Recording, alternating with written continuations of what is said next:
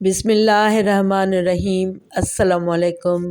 مرتے وقت انسان سب بھول جاتا ہے، لیکن ایسی دو ہستیاں جسے انسان مرتے وقت ہرگز نہیں بھولتا۔ جاننے کے لیے ویڈیو کو مکمل ضرور دیکھیے گا۔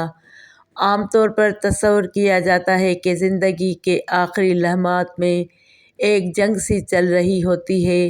انتقال کرنے والے شخص کا چہرہ دیکھ کر یوں لگتا ہے جیسے وہ سو رہا ہو۔ چہرے پر بہت عام تاثرات ہوتے ہیں۔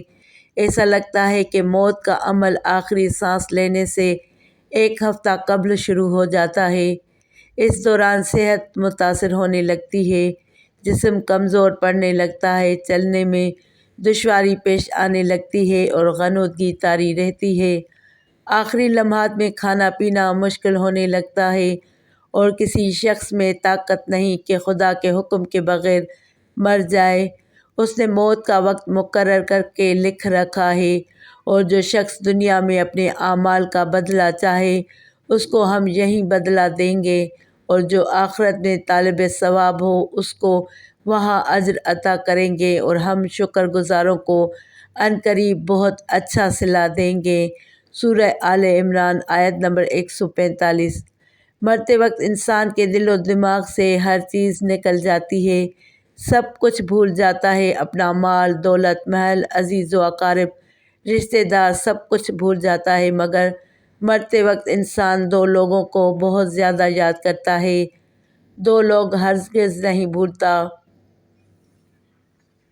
ان کو سامنے بٹھا کے چیخنے کی کوشش کرتا ہے، ان کے غم میں رونے کی کوشش کرتا ہے، مگر رو نہیں پاتا۔ حضرت مولانا جلال الدین رومی رحمۃ اللہ تعالیٰ علیہ فرماتے ہیں، میرے محلے میں ایک شخص زندگی موت کی جنگ لڑ رہا تھا، مرنے والا تھا، موت کے بالکل قریب تھا۔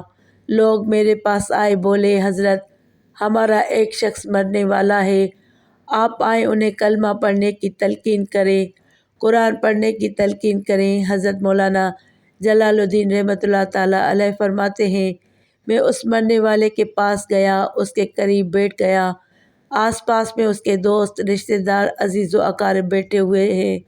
اب اس مرنے والے کی آنکھیں چھت پر لگی ہوئیں، کچھ سوچ رہا ہے۔ اللہ نے اسے بولنے کی توفیق دی۔ وہ رو کر کہنے لگا، میرے بچے کہاں ہیں؟ اس کو نہ کمایا ہوا مال یاد آیا، نہ دولت یاد آئی، نہ عزیز و اقارب، یہاں تک کہ اسے ماں باپ بھی یاد آئے۔ بس وہ کہتا ہے میرے بچے کہاں ہیں؟ بچے دوڑ کر آئے، ساتھ میں بیٹھ گئے۔ پھر کہتا ہے میری بیوی کہاں ہے؟ بیوی دوڑ کر آئی اور ساتھ بیٹھ گئی۔ اب کہتا ہے تمہیں دیکھ کر میرا دل رو رہا ہے، سوچ رہا ہوں کہ میرے مر جانے کے بعد میرے بچوں کا کیا ہوگا۔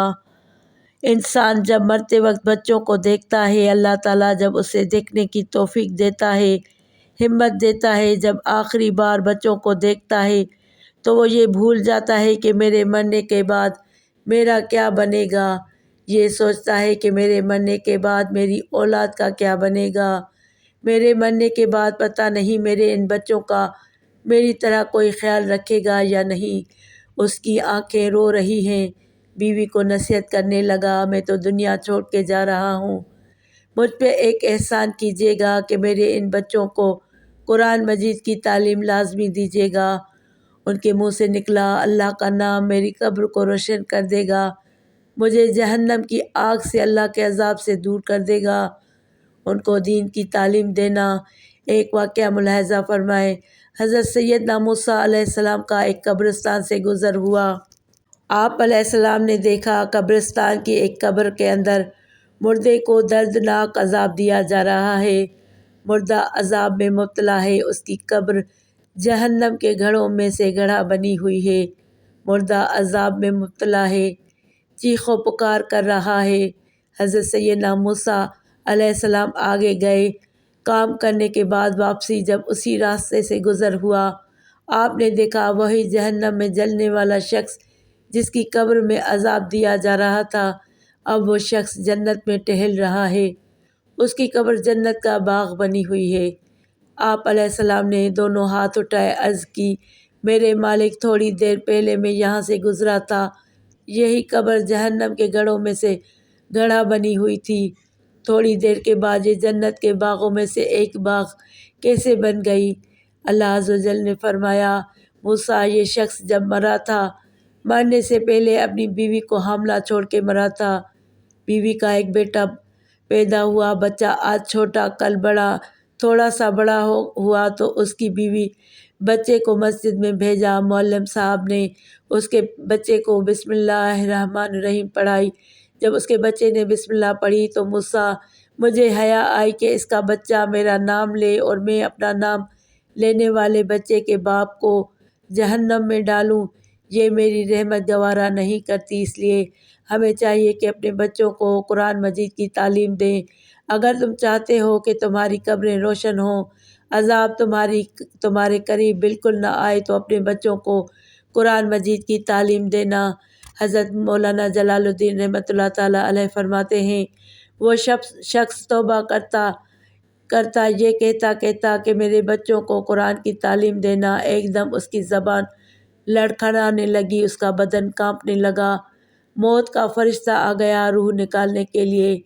فرماتے ہیں جب انسان کی روح نکلتی ہے تو اس کا منہ کھل جاتا ہے، دونوں ہونٹ ایک دوسرے سے جدا ہو جاتے ہیں۔ انسان کی روح انسان کے پیروں سے نکلتی ہوئی اوپر کی طرف آتی ہے، جب دل اور پھیپھڑوں تک پہنچتی ہے تو یہ وہ لمحہ ہوتا ہے، جب وہ وقت ہوتا ہے کہ جب انسان زندگی میں پہلی بار فرشتے اور شیطان کو دیکھتا ہے۔